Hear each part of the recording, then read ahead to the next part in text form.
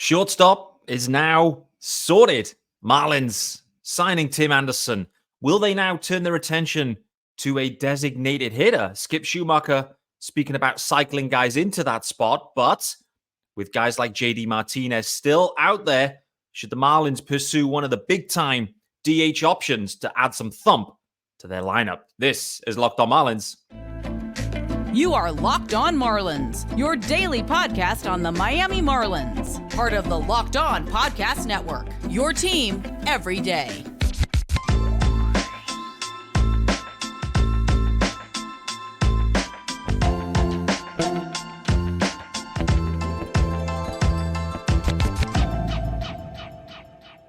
Greetings from England. Welcome to Locked On Marlins, your daily Marlins podcast. I'm your host, Peter Pratt. Hit me up on X at Miami Marlins _UK. Happy Friday, guys. If you're listening by the podcast anyway, greetings. Top of the morning to you. Hope everyone is doing well. Don't forget to hit subscribe and leave a review. And also a reminder that there is a YouTube channel, and that is also called Locked On Marlins. So make sure you hit subscribe over there on YouTube as well. Thanks for making Locked On Marlins your first listen on a Friday. This is your team every day, and we are gearing up for the Marlins making their spring debut. There is a baseball game tomorrow. The Marlins, yes, you heard that correct, play baseball again tomorrow. It's going to be the first game of many for the year, going right up until when the Marlins win the World Series in 2024 in November. So it's going to be a long season. Glad to have you along here on Locked On Marlins. Don't forget, at least 5 episodes per week, if not more. You know the drill. This episode is brought to you by FanDuel. You can make every moment more. New customers join today and you get $150 in bonus bets if your first bet of $5 or more wins. Just visit FanDuel.com/lockedon to get started. Guys, you can sense the optimism in the air for multiple reasons. Firstly, the Marlins play tomorrow. And the side point of that, by the way, UK friendly. We got a UK friendly game, so that's always a win. So a Saturday UK friendly Marlins 2024 debut. I'm feeling ultra optimistic about that. Ryan Weathers gets the ball. More about him in the final segment of this show. But yesterday, we obviously had some big news dropping that the Marlins make a deal to sign Tim Anderson. So it's good to we did the emergency podcast with the UK GOAT, Sean Barrett, which was great. Had a little bit of time to reflect on it now. We're like kind of 24 hours-ish from when that news dropped. So, it's good time to reflect. Equally, the question and the thought that I have is, are the Marlins done? And should they be done? And if they aren't done, because really they shouldn't be done, then could JD Martinez be someone they're considering? So going to talk about that and the DH plan more generally. We've seen some Sixto Sanchez images, some of them unflattering, some of them flattering, in parts, but we've seen a little bit more of Sixto on the mound. So I think it's good to reflect on what we've seen and equally where I think this is trending towards. And equally, we're going to talk about Ryan Weathers. He is going to be your starter for the Marlins in game 1 of 2024, of spring anyway. So plenty to get into. We're starting with yesterday's news. Shortstop is now locked up seemingly for the Marlins. Everyday shortstop coming in, Tim Anderson. The general reaction, I would say, was extremely positive to Tim Anderson. A few people calling out that his 2023 was putrid. He's washed. He's not good. But in the main, I think most people are in lockstep here that the Marlins, they've played this well. They've waited it out. Tim Anderson was available. The 1-year, $5 million deal feels absolute. It's perfection, really, for the Marlins. And really, there's no reason to not expect Tim Anderson to have that big bounce back 2024. That 1-year deal, he's going to look to come in and make some noise, clearly. So that's got me excited. And definitely there were murmurings around John Birdie again. Me and Sean talked about this on the yesterday's pod. Anderson in, does that mean Birdie's, on the block? Me and Sean both agreed no. Why should you move Birdie? There'll be absolutely a need for Birdie to play. So I'm not expecting Birdie to be moved. And frankly, at this point, there's no need to add and subtract. There's no need.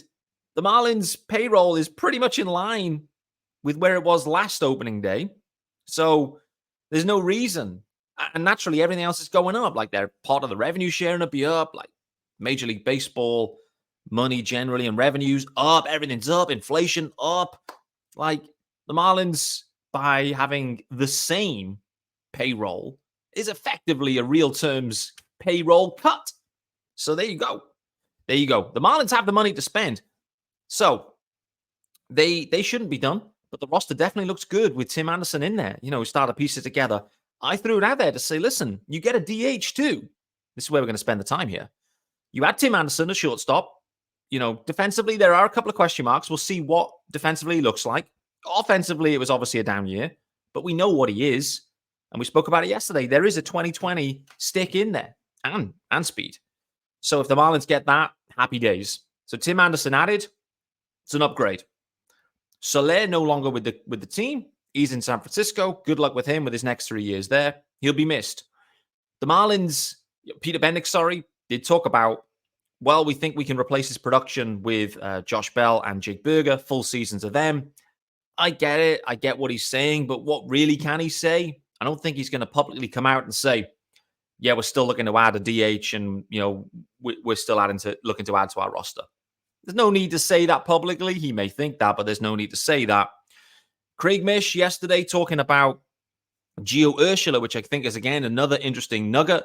The Marlins were in on Gio Ura as well as Tim Anderson, and they wanted both guys.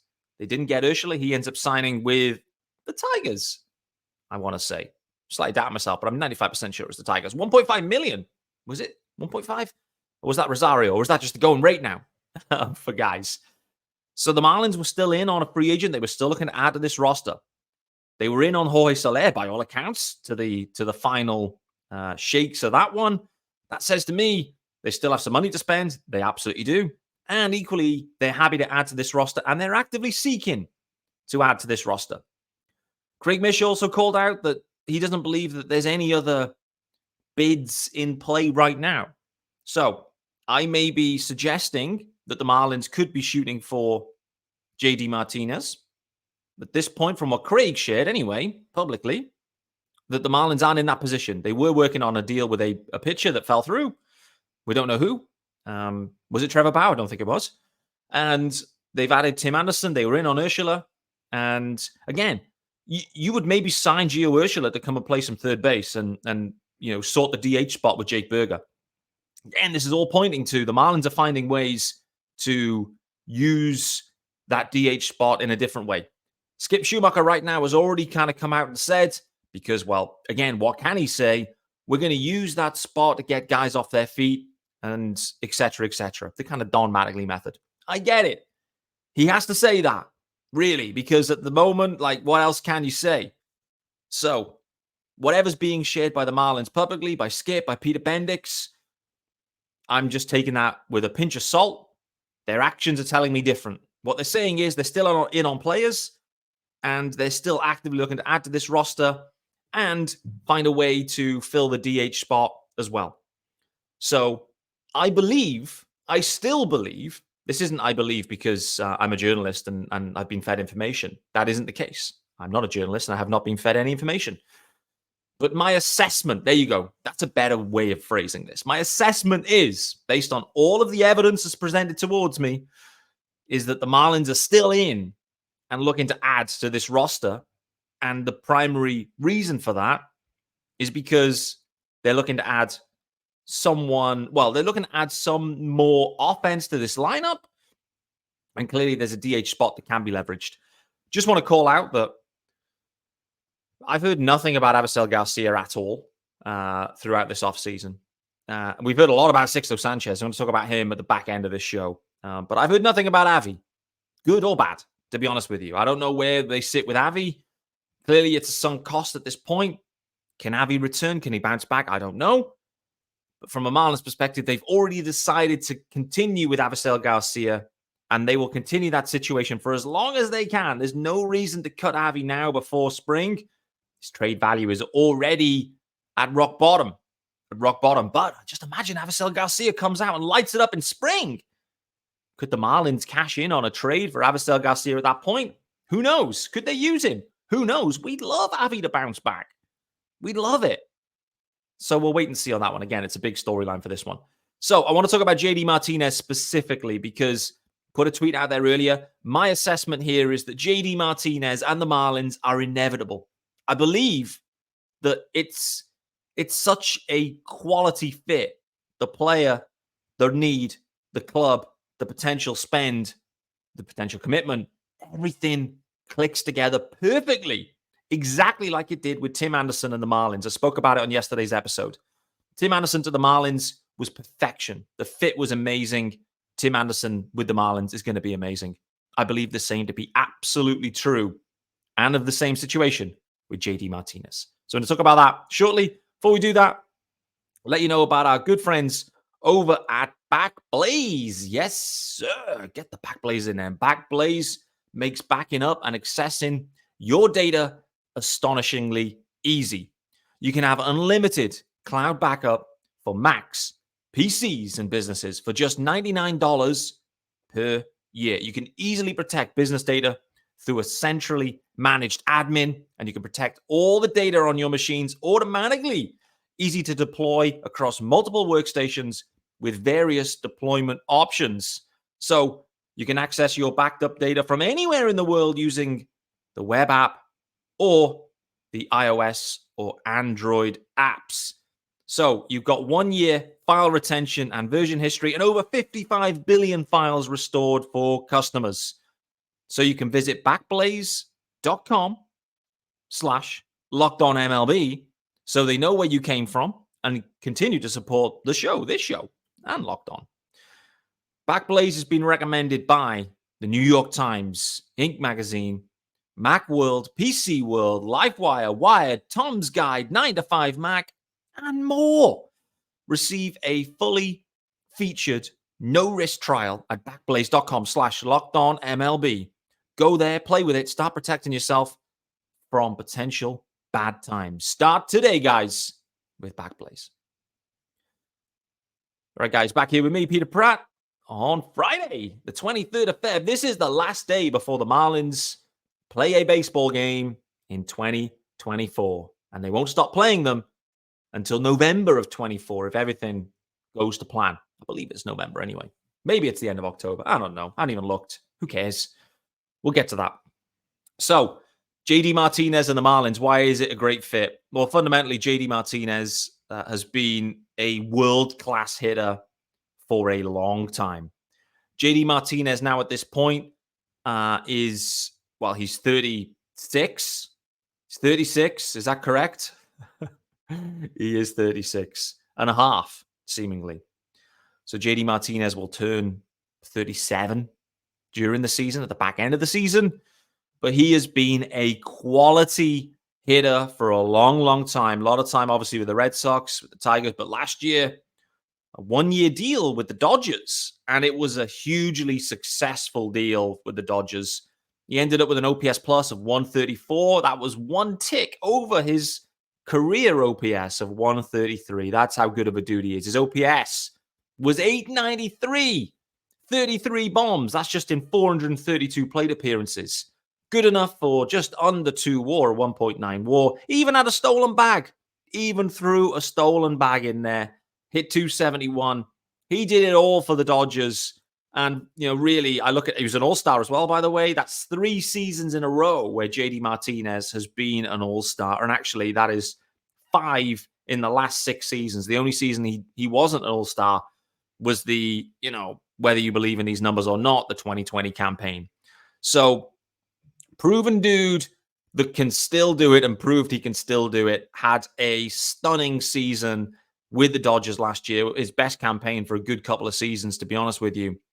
Reminder on JD Martinez and the contract situation with the Dodgers. He's in the twilight of his career now, right? 36, 37. Last year was 35. He's in the twilight of his career. He had a long-term contract with the Red Sox. In the twilight, this isn't the situation where JD Martinez is going to be seeking a 3-year Soler deal. I mean, he may be, but this is more likely to be, he's going to go year to year, and he knows it. He went year to year last year. So he signed last year with the Dodgers, as we know, top team, made a lot of sense. Good fit. 1 year, $10 million. JD Martinez in 2023, you earn less than Avisail Garcia. Boy, oh boy. You earn less than Jorge Soler. Soler's going to earn more than him potentially in 24. So from a Marlins perspective, I have to look at what he signed for with the Dodgers. And you think, is that the range? Is he looking for another 110? Is that what we're shooting for? If so, then that's absolutely in the Marlins' wheelhouse contractually. Like, they can afford that, no doubt about it. If they were talking to Soler, they can afford it. If they were talking to other guys, they can afford it. So, again, this is for Tim Anderson, just to go back to that, because I think it's interesting. The Marlins didn't want to commit into a second year. They were looking for just a minimum commitment in terms of years, found the dollar value that worked, $5 million, and thus the deal came together in the end. Let me just talk about JD Martinez right now.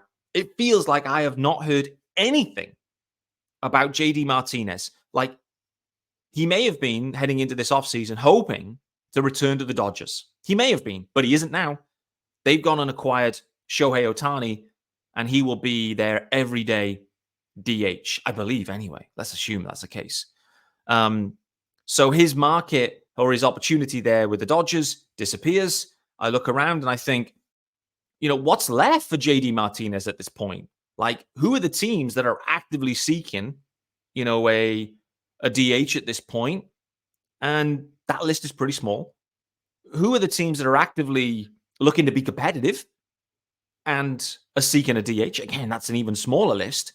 I keep looking through and thinking, JD Martinez to the Marlins is inevitable. The Marlins they've got so much versatility across all the rest of their bench that they truly have a roster that is built to carry a DH. They really do. I think that's the other beautiful thing, the way that it's been constructed. Nick Gordon, Vidal Brujan, John Birdie. These guys can literally play every position pretty much apart from catcher. And you've got a backup catcher anyway. So that gives you the versatility, the flexibility to be able to sign someone and have them on your roster like JD Martinez. For me, I look at this and just think it's a no-brainer. I haven't heard anything linking the Marlins to JD Martinez at all. But after the news yesterday with Tim Anderson, put it out there a few days back, like, just imagine this Marlins lineup with JD Martinez in there along with Tim Anderson. I'm just going to kind of go through how I see it looking. And this is a super deep lineup now. Super deep, if this is the case. Shortstop and leading off, Tim Anderson. Second base, hitting second, Luis Arias. Let's then assume Josh Bell playing first base and he's hitting third. JD Martinez maybe hitting in the cleanup spot, DHing. Jazz Chisholm Jr., center field, hitting fifth. Jake Berger, third base, hitting sixth. You then to Brian De La Cruz playing left field, hitting seventh. Jesus Sanchez hitting eighth. Your right fielder, Jesus Sanchez, and all the power production that can exist there, hitting eighth. And the Marlins catcher, whoever that may be, that's another topic for another day. Clearly, like, the catching situation is obvious, but I wonder the playing time. Probably 50-50. But anyway, the catcher at 9. Some sort of flex of that.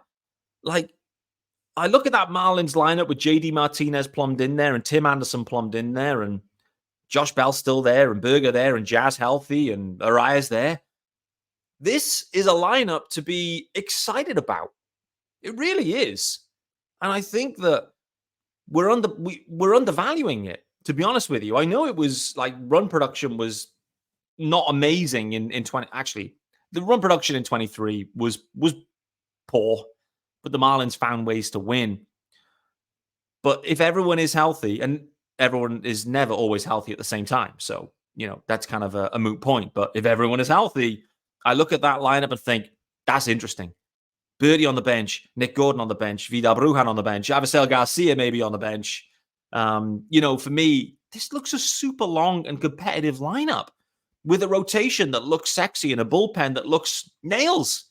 Like, I know Fangraphs have the Marlins like in and around 500, which kind of feels fair. But honestly, you add in JD Martinez along with 2022 and prior to that, Tim Anderson, the Marlins are bang live. There's no reason not to be. And we know, really, we've seen it already. The Mets, they're the first ones. No, actually, that's unfair. The Orioles are the first ones. Now it's the Mets. As always, these seasons are defined by the injuries. The Marlins are already having to deal with losing their ace. The Orioles have got a problem. The Mets have got a problem now. Every team will have a problem in some ways. Maybe the Marlins will have multiple problems. But what your roster looks like at the start of spring or opening day isn't really indicative of what's going to be there at the back end of the year. You're probably going to lose at least a third of your rotation along the way because that's just what happens. A third of your bullpen. And probably, from an offensive perspective, there's going to be some guys that underwhelm. But I look at this lineup with JD Martinez in there and I'm excited. It excites me. And I think it's a perfect fit. Perfect fit in terms of JD Martinez's age, recent production, and probably his willingness to accept the 1-year deal in and around 10, 12 million, somewhere in that range. JD Martinez, I think, will sign for that. The Marlins are an enticing prospect because they're fresh off a postseason berth. It's not like, I know he was with the Dodgers last year and the expectations of the Dodgers is different, but there's no space for him. There is no home for JD Martinez right now with the Dodgers. So he has to take a step down.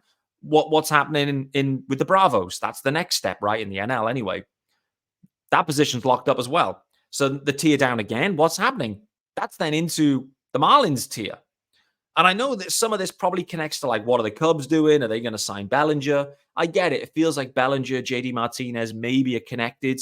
But I'm looking at this and thinking JD Martinez to the Marlins just makes so much sense. I know the Marlins are willing to invest, and I know they are looking to fill their DH spot, irrespective of what they've told us publicly. They're looking to do something at that DH spot. It's either transition one of the current guys to there by adding someone at either first base or third base, or it's go and sign someone.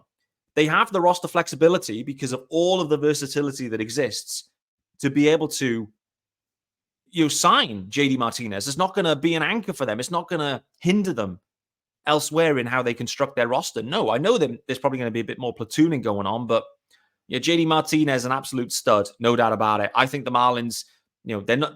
There's no reporting that they're talking, but they should be, and I think soon enough they will be. And to be honest with you, I'm going to put it at 80% that JD Martinez signs with the Marlins, and he has another stunning campaign in 2024. Right, final ad, I'm going to talk about some Sixto Sanchez and Ryan Weathers. Yes, sir. But guys, this episode is brought to you by our good friends, of course, over at FanDuel.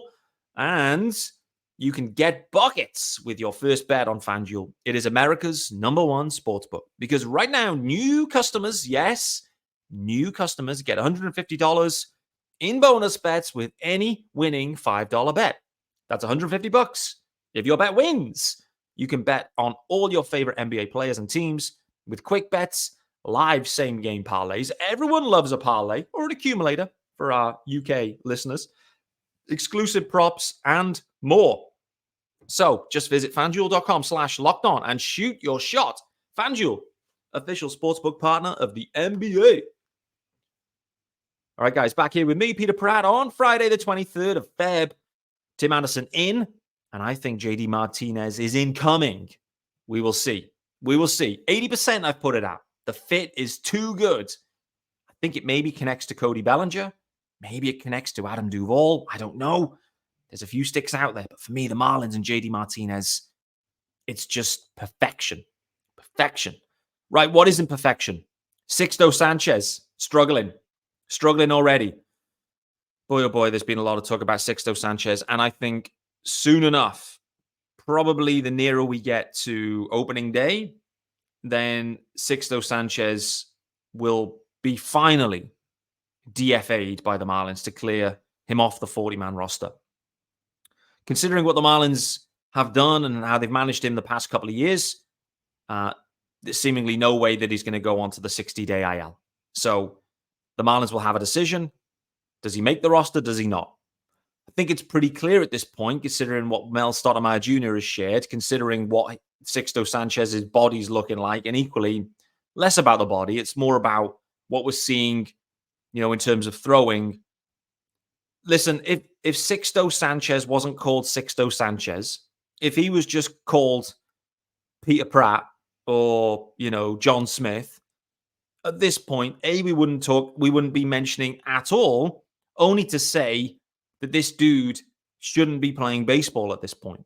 We're only talking about it because clearly of the prospect and of the historic pedigree, etc., and what we saw in 2020, and the fact that the Marlins moved JT Realmuto to get him. But honestly, if we take a hard look at ourselves and look at Sixto Sanchez right now, he is not a big league pitcher. He isn't. And he may work himself back to that at some point. But right now, he is not a big league pitcher. Thus, Sixto Sanchez will be DFA'd by the Marlins at some point in the next 4 weeks. I think it's pretty guaranteed. I'm going to put that at 95%. There's maybe 5% chance he's traded. Who knows? Someone maybe can stash him. Happy to stash him maybe somewhere. Can they stash him? Is he healthy? Can he go on the 60-day? Can he go on any IL? I don't know. Who knows? But the Marlins and Sixto Sanchez are going to end in the next couple of weeks. Mel Stottlemyre Jr. has called it out. He doesn't look the same. We've seen it with our own eyes. He did blow one past Luis Arias, but the rest of them were like junk in the dirt. Like, it's just not good. It's not good. We need to stop wasting our time talking about Sixto. So I'm going to stop wasting your time listening to me talk about Sixto. How about that? Let's talk about a stud. A stud. Well, could be a stud. Ryan Weathers. Firstly, hair. Let's talk about the hair. We need to talk about that. It's looking long. Long hair. Kenny Takes Were Made called out that he can't take him seriously with that lid, which I thought is interesting. Is he going for the Glasnow? I mean, Glasnow's is like elite, right? I mean, but is Weathers going for the Glasnow? Is that the look? He needs a bit more he needs a different shape or a different cut, a few more layers into it, get a bit more volume in there. I don't know. But Weathers going with the ponytail vibes with the long hair. Anyway, enough about hair. Ryan Weathers is getting the ball. He's going to be the spring training opening day starter. Last year, I believe it was Dan Castano. So Ryan Weathers getting the honor this year. And for me, Ryan Weathers is a really interesting piece for the Marlins here. A guy that's been acquired, former top prospect, as we know, acquired, hasn't worked out for him in San Diego. You then get into the Marlins system. You start to, have a bit of Mel Stottlemyre magic dust sprinkled on. And who knows? So for me, Ryan Weathers is absolutely someone to watch. I'm really interested to see how this plays out because I think if everyone is healthy, firing, Ryan Weathers, I don't think will crack the opening day rotation. So the question will then be is what role does he play? Considering the number of arms within the Marlins organization at this point, you do have to wonder whether Ryan Weathers would be best served throwing as a starter in AAA to start the year if he doesn't make the rotation. And I think for him right now, he has an opportunity to make the rotation. There's no reason why not. There's so many unknowns associated with everyone, basically not named Jesus Luzardo and Yuri Perez. There's so many unknowns. There's 3 spots available. One of them could be secured by Braxton Garrett, but we've already seen with the Mets and Senga, a little arm fatigue becomes next thing is he's on the IL and he's missing the start of the season. And for how long? Who knows? I hope that isn't the case for Brax, but things can change quickly in spring. And I'm looking at things and thinking right now, Luzardo and Yuri are locks. Brax will be if he's healthy. There's still 2 spots available and there's tons of guys shooting for it. There's no reason why Ryan Weathers can't throw the ball like a king in spring and secure a rotation spot. One of those challenges is Eddie Cabrera has 0 options, so there's no flexibility there. But, sounds like they've been open to trading Eddie. Sounds like they were trying to sign another pitcher. Is that because they were trying to trade Eddie?